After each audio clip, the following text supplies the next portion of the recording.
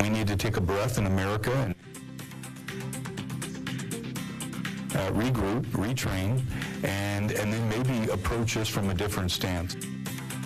Fresno Mayor Dyer now giving his opinion on ongoing immigration operations in Minneapolis that are causing unrest across the country. Why he believes ICE agents could benefit from more de-escalation training, plus what he's now saying about a new state law that calls for the arrest of agents wearing face coverings. The clock is ticking on Capitol Hill as Congress hurtles toward a partial government shutdown if the spending package isn't passed before midnight tomorrow. The government shutdown is not in anybody's interest. Senate Democrats are united on a set of common sense and necessary policy goals that we need to rein in ICE and end the violence. What restrictions Senate Democrats are now demanding be placed on ICE officers and why Republicans argue doing so would endanger American citizens. And as battle rages to fund the government through Friday, Homeland Security Secretary Kristi Noem isn't being left off the hook so easily. Why members of the GOP are now turning on Noem and siding with Democrats in the push to impeach her.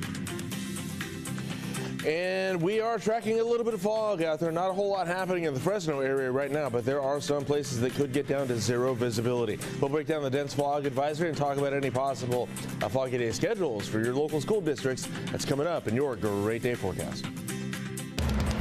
You're watching Fox 26, and now, Great Day.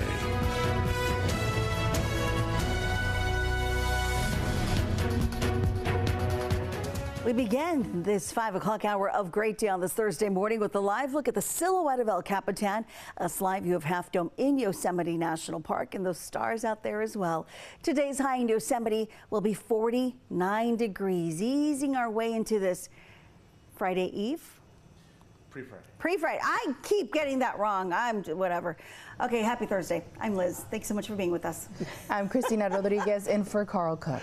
And I'm Justin Willis. Thank you for joining us. Yeah, pre-Friday. Yeah, I think Jim De La Vega started a little tradition here. I know. I feel like I need to put change every time I say something like that. Yeah, I think he's got it copyrighted. Yeah. But yeah, we are dealing with fog again, but not here in Fresno. Yeah. It was nice and clear on the way in this morning, but down in the South Valley is looking like going to be an area of concern for us once again today. So we'll track all that for you. Let's get your day planner rolling here and see how it's shaping up. Right now, it is currently 41 degrees, nice and clear out here in Fresno. The dew point right now is at 38. The winds are calm. Here's the rest of the day. At 10 a.m., it's going to be 49, at noon, 53, and at 5 o'clock, 57 degrees out there. Should be clearing up for us once the morning really gets going there. By the end of the day, we'll have clear skies. Winds will be calm for us today as well. But coming up next here, we're going to go over to that dense fog advisory here. Might be some wind picking up, too. We'll show you where that's happening next. Investigation now underway after a former fast food restaurant in central Fresno caught fire. Take a look. This fire started at the vacant Carl's Jr. location on North Blackstone and McKinley Avenues within walking distance of Fresno City College. Fire crews say that the flames spread quickly and they were forced to attack the fire from outside to keep it from spreading. You can see those flames there. Our photojournalist Ronnie Gerber got there right after fire crews and found that the ladder trucks were spraying from above. Now, this is video from Fox 26 viewer Jeff Lickey, who was in traffic just outside of the burning building. You can see there. Crews say that no one was inside or hurt, but they believe that the fire may have been started by someone in the unhoused community. You may recall that that is vacant because there will be an underpass that is being built there along McKinley, just under the railroad tracks that are right behind that restaurant location. Fresno Mayor Dyer now calling on the Trump administration to pause ICE deployments and reassess how agents operate in cities. There is a lack of training, obviously, when you look at how operations are being carried out. A lack of training in the area of de-escalation. He made those comments yesterday during the 94th U.S. Conference of Mayors. Dyer had been Fresno's police chief for almost 20 years before he was elected mayor. He said learning how to de-escalate a situation is necessary for agents and officers. He went on to say that local policing and the work of ICE are different. Now, we reached out to Fresno PD, which says the department will provide support if requested by ICE or other federal agencies. Despite calls for more training, Dyer also issued this reminder. Federal ICE officials or agents have police powers. They do have the power to arrest people and detain people. And they have the power to respond with deadly force. We want to make sure is that people are following directions so that we don't have unnecessary incidents occur in our communities that ultimately end up in a tragedy. Dyer also noted that despite the California law to arrest ICE agents if they're wearing masks, he says Fresno PD will not do that. He believes it only adds to tensions of the situation. San Clemente is now the first city in Orange County to allow U.S. Customs and Border Protection to install a high-powered surveillance camera along the California coast. City leaders say the camera is designed to spot what are known as Panga boats. These are open fishing-style vessels often used to illegally bring people and drugs from Mexico to Southern California beaches. But during public comment at a San Clemente City Council meeting, people raised concerns about both privacy and federal oversight. Once these maritime surveillance systems are installed, we lose all control over how that data is used, who is being tracked, and what facial recognition or AI-driven technologies are being deployed against our residents and visitors. Despite the pushback, the measure passed in a 3-to-1 vote with only one council member abstaining. The cameras will be placed near a water tower overlooking the coast and will be operated by Customs and Border Protection. That agreement lasts 5 years. Renewals could extend it up to 20. They'll be installed as soon as this week.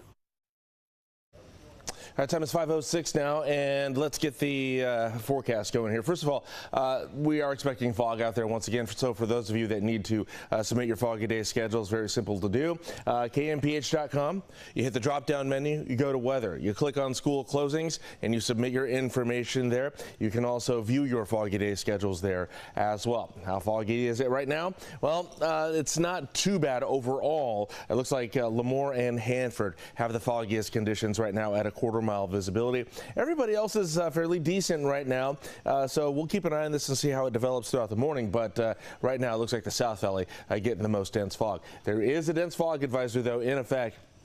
Once again, we got a couple other things we'll talk about as well. But today's dense fog advisory goes until noon, and that does go across the entire San Joaquin Valley and up past Sacramento down to Kern County as well. In effect till noon, quarter-mile visibility is possible out there. Just a friendly reminder to please drive safe and slow down out there. All right, a couple other things going on out there for you. We got a coastal flood advisory going on up in the Bay Area and down in Monterey Bay.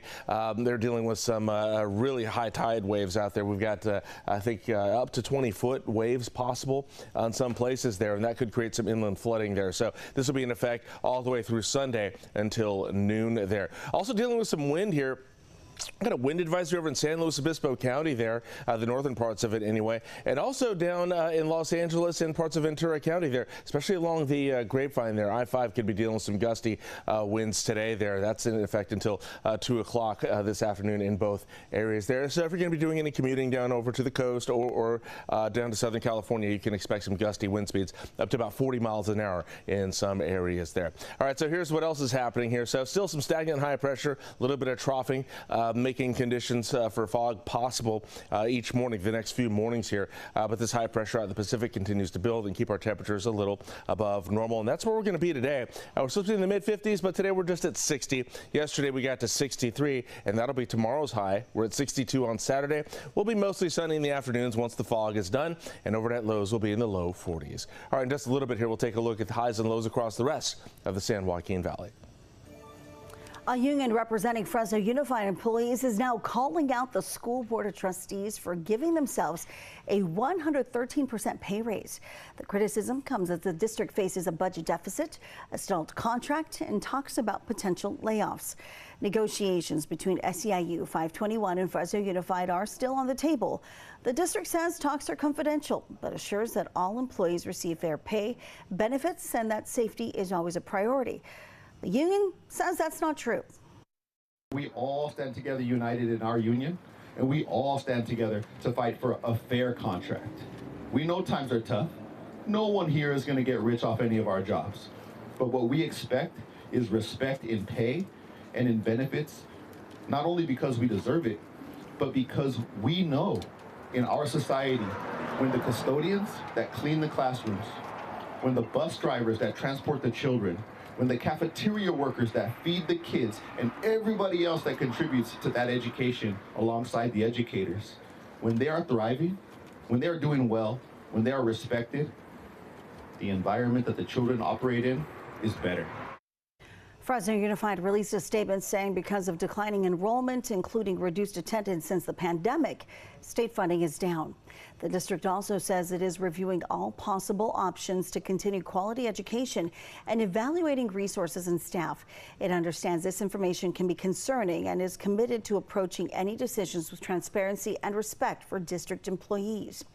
It's worth noting that this increase did not come out of nowhere. Newly passed Assembly Bill 1390 raised state compensation limits for school board members for the first time in more than 40 years. That's across the state. Now, because Fresno Unified is the third largest school district in the state, it qualifies for the maximum stipend.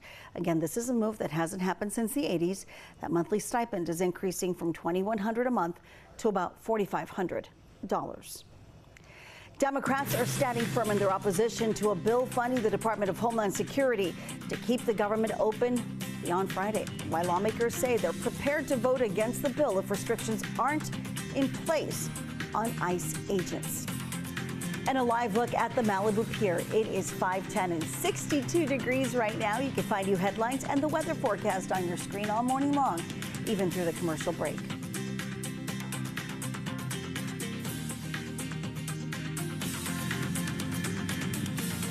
Hi, I'm Monty Torres with Fox 26 News on YouTube. Thank you for checking out our YouTube channel, where we have loads of great content for you to choose from. And while you're here, why not click on the subscribe button right here? That way you can stay in touch with all the latest breaking news, everything news related within the Central Valley. And thank you for watching.